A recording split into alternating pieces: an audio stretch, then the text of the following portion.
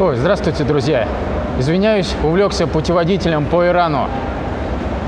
Сейчас я нахожусь на автовокзале города Исфахан, который представляет из себя исторический и культурный центр Ирана, и направляюсь дальше на юг страны, в город Шираз.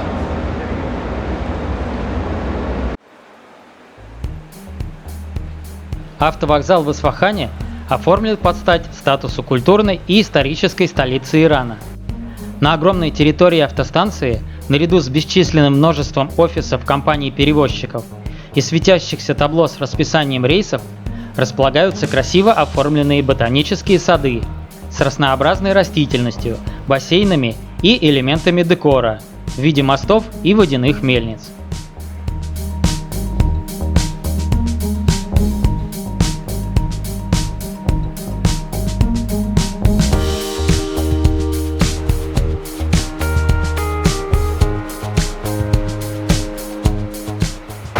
Это мой первый красный автобус. Обычно до этого все время передвигался на белых.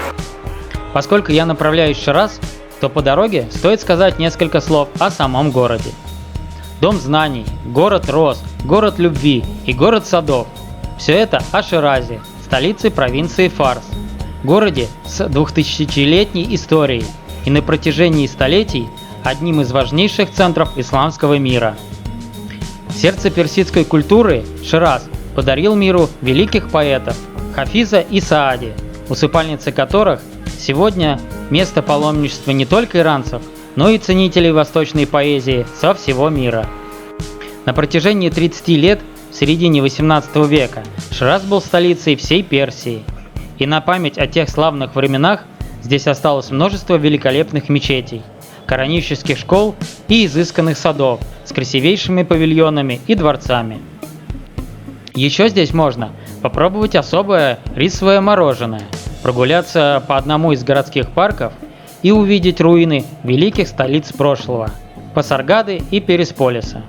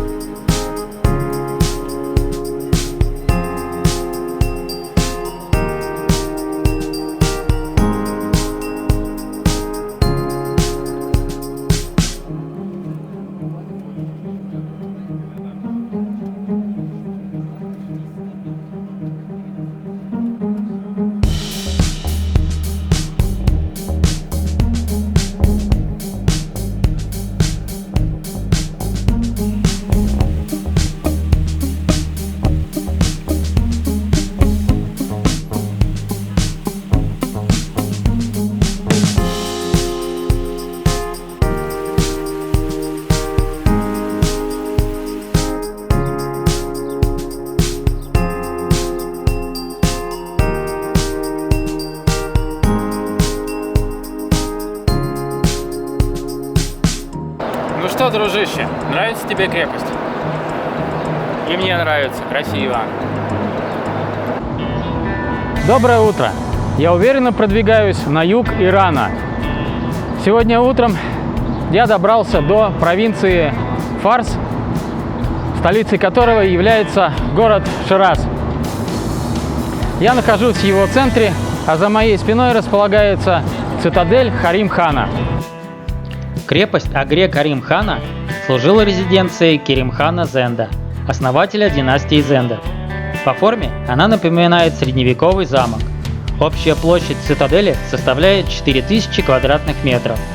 Крепость окружают 4 мощные стены с 14-метровыми круглыми кирпичными башнями по углам. Каждая из этих 12-метровых стен составляет 3 метра в толщину у основания и 2,8 метра у поверхности. В облике цитадели искусно сочетается военная архитектура и жилые помещения, ведь она также служила домом для Керим-хана. А в эпоху каджаров входным воротам крепости были добавлены изразцы с росписями, изображающие сцены из иранских мифов и легенд. После падения каджаров крепость некоторое время служила тюрьмой, а сегодня она превращена в музей. Керим-хан Зенд некогда служил солдатом в армии Нарид-шаха Афхара. После смерти шаха Керим-хан увидел возможность основать новую династию, династию Зендов. Шираз, как оказывается, является культурным и историческим кладбищем под открытым небом. В нем располагается как минимум 3 мавзолея. И сейчас я нахожусь у одного из них. Это усыпальница имама Резы, братьев Мухаммеда и Ахмета. Однако тернист был мой путь в усыпальницу Шах-Черах. Вход в мечеть с фото-видеокамерой воспрещен, и пришлось оставить ее в камере хранения. Еще это означало то, что придется снимать на телефон и потерять в качестве изображения, которым я очень дорожу. Но выбора не было. Даже после этого я не сразу попал в мавзолей, а только после того, как за мной пришел охранник, который сопровождал меня на протяжении всего времени, пока я находился в усыпальнице, и запретил снимать в молельном зале, даже на телефон. Жаль, конечно, что так получилось. Мечеть действительно очень красивая, и там было что поснимать. Мавзолей был воздвигнут в XIV веке при правительнице Таши Хатун. Шах-Черах по-персидски означает «повелитель света». Такое название это место получило из-за истории своего открытия. Атаяла Дастихаб увидел свет издали и решил обнаружить его источник. Приближившись, он заметил, что свет исходит из могилы на кладбище.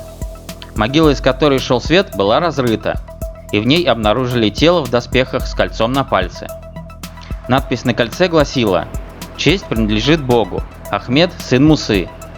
Таким образом, стало ясно, что на этом месте похоронены сыновья Аль-Кадима. В Кашане одной из достопримечательностей, мною посещенных, был мавзолей. А значит, по старой доброй традиции, будет мини-обзор моего хостела. Вперед!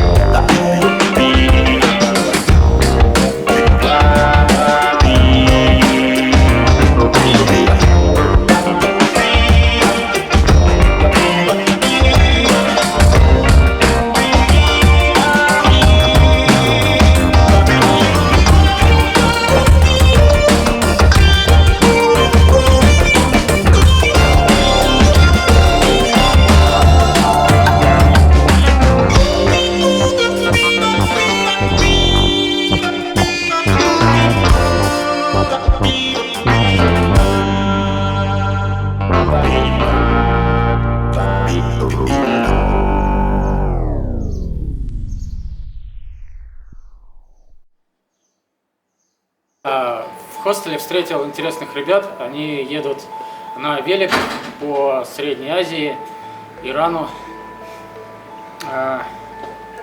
Hello. Talk to me. Are you from and your name and about your trip for my films and the Russian people? Okay. Hello, this is Gaetan and I'm Olivier. We come from Belgium and we started 5 months ago with our bicycle. We left our country during the winter and we crossed all Europe to reach China and Mongolia and the final destination, Baikal Lake in Siberia. So we are traveling from 5 months. We cross all Europe, Turkey, and here we visit Iran. It's a beautiful trip with bicycle. You can enjoy all the landscape and take the time to see it and to meet all Iranian people. Ну вот, собственно, ребята проехали Китай, Иран и Среднюю Азию, едут в Сибирь и Россию, на Байкал. И на своем пути увидят много интересного. Такие замечательные люди попадаются, когда путешествуешь по миру. Thank you very much. Have a nice trip.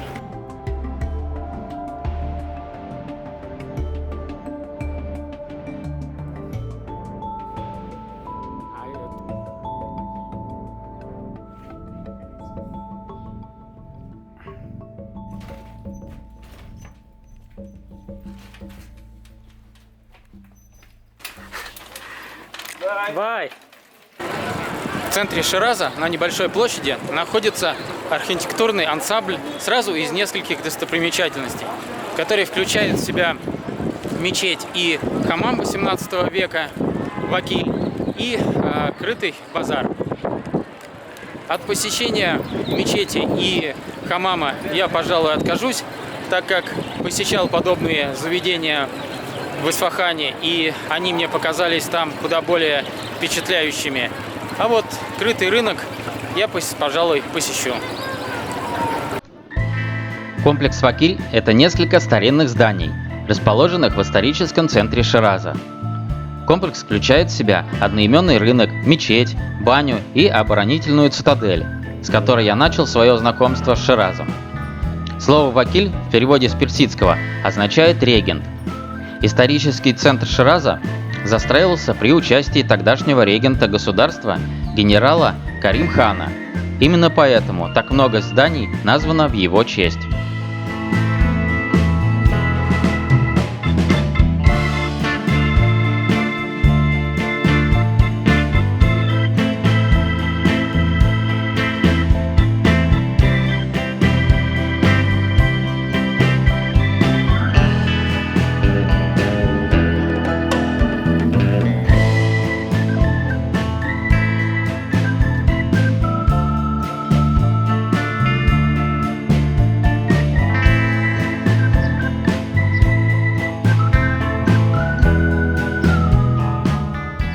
Площадь Вакиль пользуется популярностью у молодоженов, фотосессию которых на фоне мечети и базара я застал в процессе своих съемок. Рынок Вакиль, безусловно, один из самых культурных и чистых рынков Ирана. Здесь продают ковры ручной работы, экзотические специи, сувениры для туристов и многое-многое другое. В наши дни Вакиль – один из самых атмосферных базаров Ирана. И он фантастически фотогеничен, особенно ранним вечером. Плюс к тому, внутри достаточно места, чтобы не испытывать дискомфорт, как это часто бывает на восточных рынках, где вам со всех сторон кричат что-то в уши и отовсюду несутся волны не всяких приятных запахов.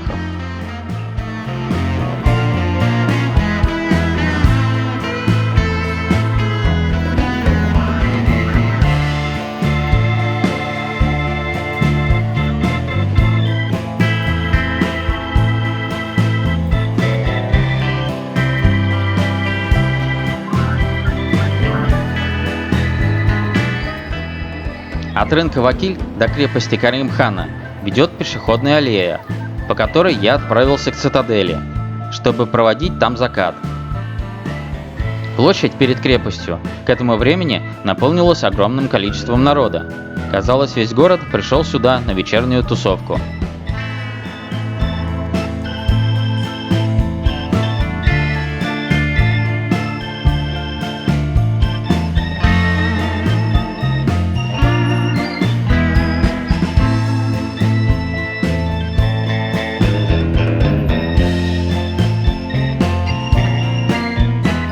Сегодня у меня, как в песне у Цоя. Вчера я очень поздно лег, сегодня очень рано встал. Дело в том, что я вписался в экскурсию по двум древним городам.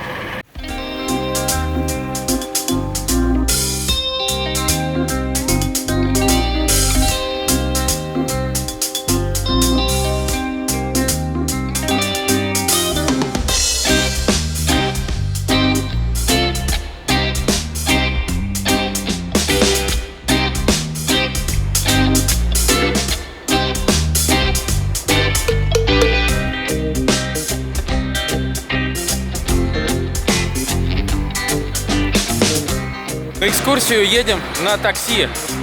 Почти как в фильме «Такси», только не на белом, а на желтом.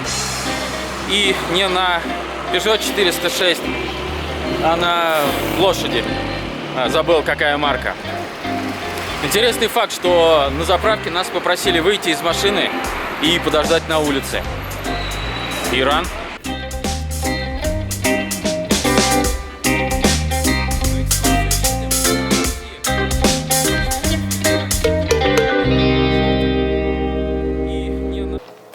Я нахожусь на руинах древнего города Персиполис, являющейся некогда столицей империи Археменидов. Захваченный Александром Македонским в 330 году до нашей эры и разрушенный пожаром. Персиполь стал воплощением грандиозных амбиций Дария I. Легендарный правитель персов, чье царствование началось с подавления мятежей в отдельных провинциях, главной целью своей жизни ставил немыслимое для предшественников расширение границ государства. Само собой, империя, простиравшаяся от Эгейского моря до Инда, должна была иметь соответствующую столицу. Пасаргада, построенная Киром Великим, для этой цели не подходила. Зато на расстоянии дневного перехода конницы на юго-запад от нее расположился подходящий город. Заложен он был еще до рождения Дария, но по-настоящему масштабное строительство здесь началось именно по приказу молодого царя. Исторические источники свидетельствуют, что при возведении Парсы, именно так называли сердце метрополии сами персы, не использовался труд невольников, захваченных в военных походах. Все задачи выполняли вольнонаемные архитекторы, каменщики и строители. И работы у них было предостаточно, ведь практически весь город покоится на рукотворной платформе площадью 135 тысяч квадратных метров. Эту площадку занимали громадный дворцовый комплекс и несколько жилых кварталов. Существует мнение, что благодаря особому плану застройки здания помогали ориентироваться во времени, выполняя таким образом функции солнечных часов. Но основным их назначением, конечно же, было размещение царской семьи со слугами, его приближенных и иностранных гостей. Комфорт жителей обеспечивался водопроводом и другими подземными коммуникациями, о чем даже не могли мечтать обитатели средневековой Европы. А я иду, шагаю по Москве. На самом деле не по Москве, а по Пересполю, древнему городу, находящемуся в Иране возле города Шираз. Увидеть город своей мечты во всей красе Дарию так и не довелось. Большую часть жизни талантливый воин и стратег провел в захватнических походах вдали от Персии, а заканчивали масштабный проект уже при его наследнике. Столичный статус Персиполь сохранил вплоть до падения некогда Великой империи. В 330 году до нашей эры город пал под натиском армии Александра Македонского. Впоследствии, по приказу греческого полководства, был разрушен и сожжен в отместку за надругательство над храмом Акрополя. На несколько столетий Персиполь и память о нем затерялись среди песков. Европейцы узнали о существовании античных руин лишь в XIX веке. Но до середины XX века сколь-нибудь серьезное их изучение не проводилось.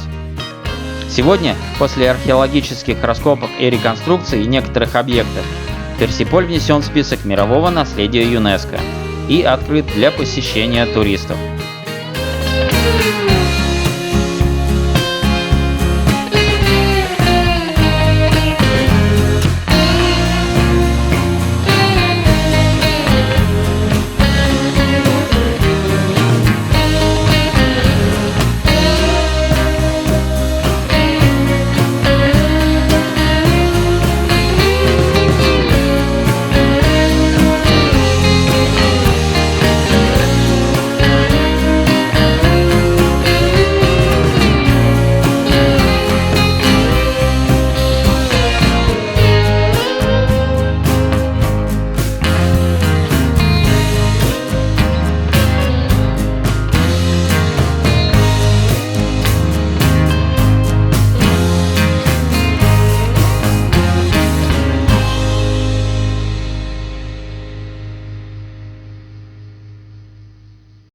На следующий день после посещения Петрополиса, поменяв водителя, я отправился на соленое озеро.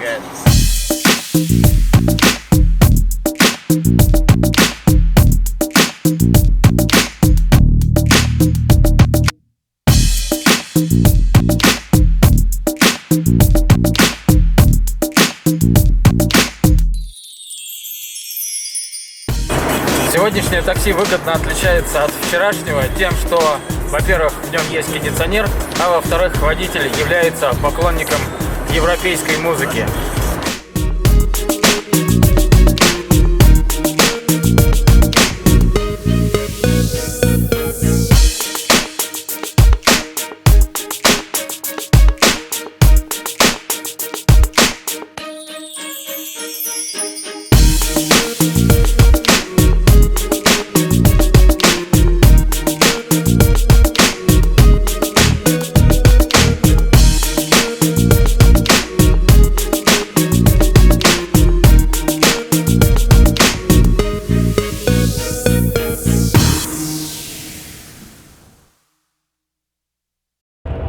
Чтобы, так сказать, полностью раскрыть тему соленых озер в Иране, я прибыл на второе соленое озеро, на этот раз находящееся на юге Ирана.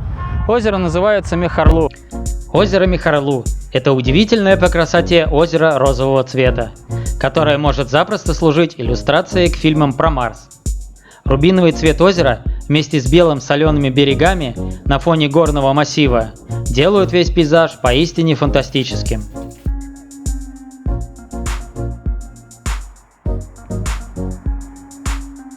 Особенно прекрасно озеро на закате, когда уходящее за горизонт солнце подсвечивает его розовые воды, заставляя их переливаться всеми оттенками красного цвета. Давайте же вместе с вами встретим закат на берегах этого удивительного озера.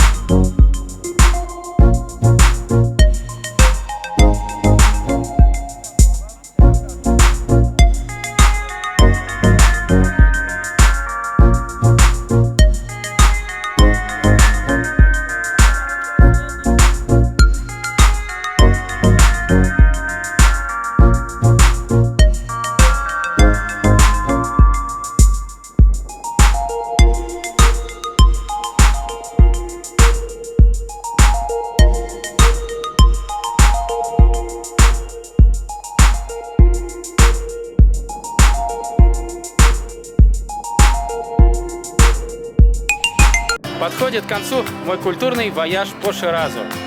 Стоит невыносимая жара и хочется на море.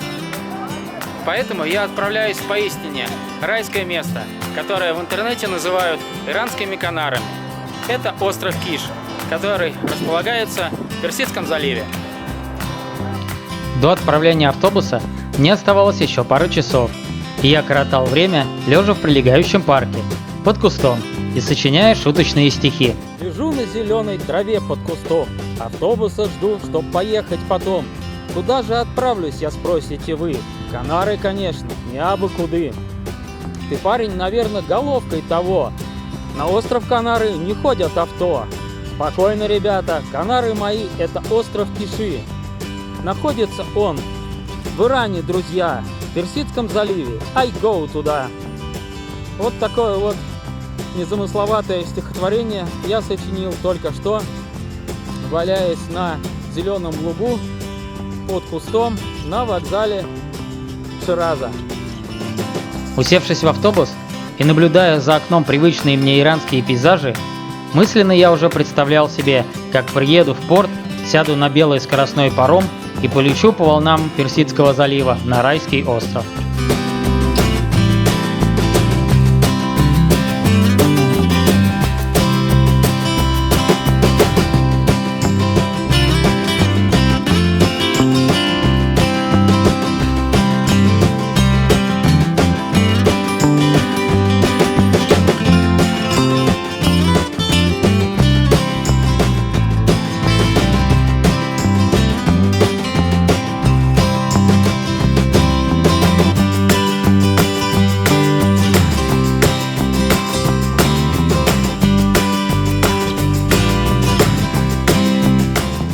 Мой автобус остановился на сервис.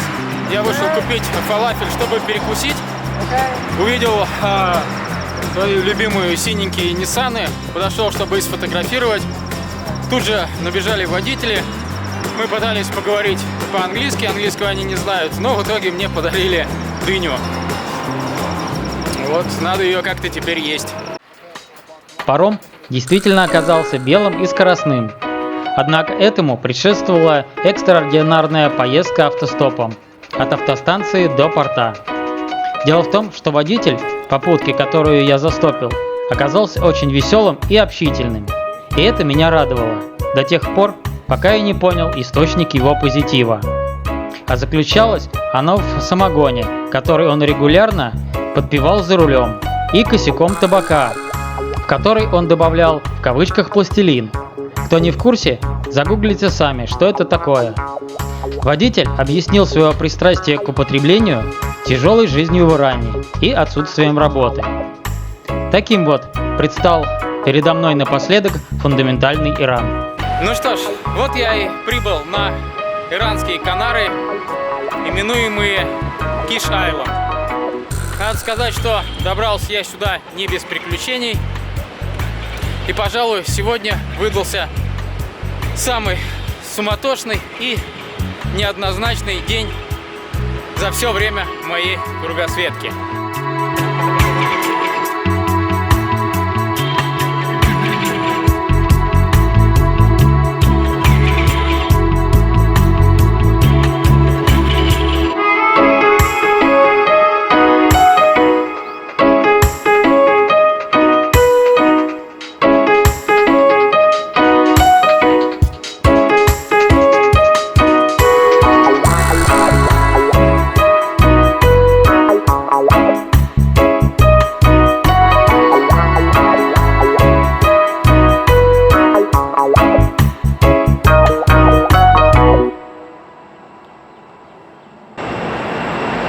Находиться на улице просто нереально. Буквально 5 минут назад я вышел из пассажирского терминала, куда прибыл на пароме. И уже весь сырой. С меня не просто капает, а просто течет ручьем.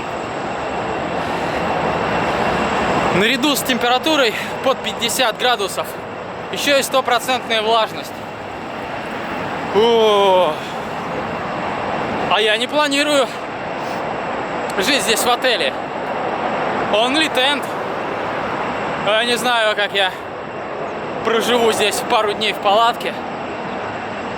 Но будет еще то испытание. Остров Киш находится на северо-востоке Персидского залива и пользуется немалой популярностью у жителей страны и туристов. На сегодняшний день он имеет статус самого посещаемого курорта в Иране. Несмотря на свои весьма скромные размеры, коралловый остров Киш манит путешественников спокойным морем и прекрасными песчаными пляжами, а дайверов изумительной красоты кораллами, вокруг которых кипит насыщенная морская жизнь. В исторических сводках упоминания острова Киш появились более 3000 лет назад. Уже тогда остров был известен благодаря добыче жемчуга. В курортное место остров начал превращаться намного позже.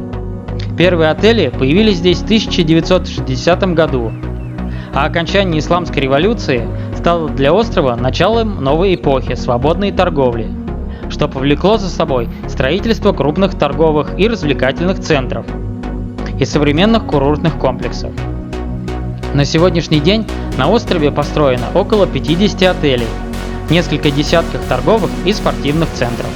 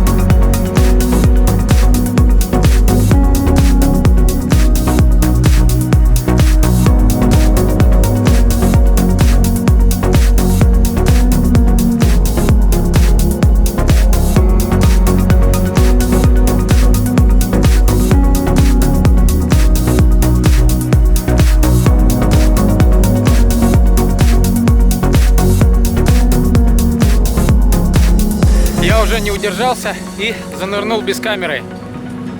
Сейчас будет погружение номер 2. После изматывающей жары в центре и на юге Ирана, наконец-то я у моря. Персидский залив. Вот я сейчас захожу в море, а вода горячая. Учитывая, что на улице сейчас к 50 градусам, а заходя в воду, перепада температуры вообще не чувствуешь. Это говорит о том, что вода ну минимум 30 с лишним, а то и больше. Ну просто как в ванне. Кайф. Вода прозрачная, теплая. Балдеж.